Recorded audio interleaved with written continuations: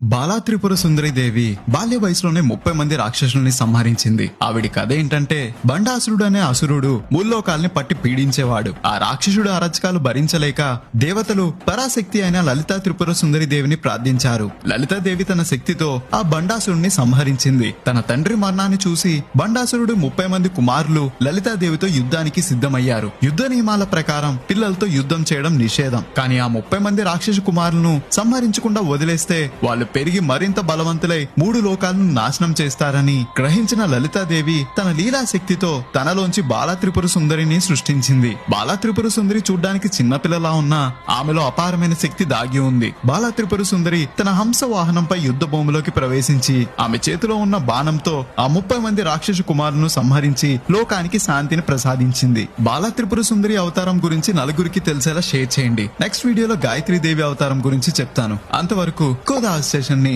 Follow అవ్వాలి మరి.